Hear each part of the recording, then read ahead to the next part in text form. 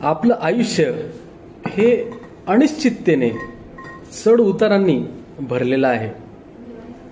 आपल्या कुटुंबावर, आपल्या मुलांवर आपण अत्यंत प्रेम करतो, पण नुसतं प्रेम त्यांच्यासाठी पुरेसं नाहीये. तर त्यांना गरज आहे संरक्षणाची, आर्थिक संरक्षणाची गरज आहे, उत्पन्नाच्या संरक्षणाची गरज आहे.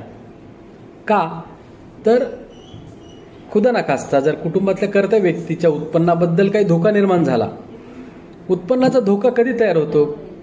एक तर तो रिटायरमेंट झाला की त्याचं उत्पन्न थांबतं.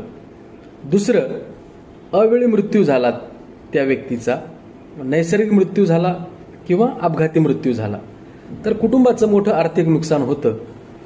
आणि तिसरा जो धोका आहे तो कायमचं अपंगत्व आलं तरी कुटुंबाला मिळणारं उत्पन्न थांबत असतं.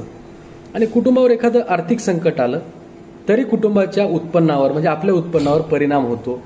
पर्यायाने कुटुंबाच्या ज्या अत्यावश्यक गरजा आहेत त्याच्यावर परिणाम होतो. अत्यावश्यक गरजा काय? अन्न, वस्त्र, निवारा, आरोग्य आणि शिक्षण या अत्यावश्यक गरजा आहेत. आणि ह्या आपल्या उत्पन्नामधून आपण भागवत असतो. तर या सगळ्यांचं संरक्षण करण्यासाठी आपल्या वार्षिक उत्पन्नाच्या किमान 10 पट जीवन विमा घेणं अत्यावश्यक आहे.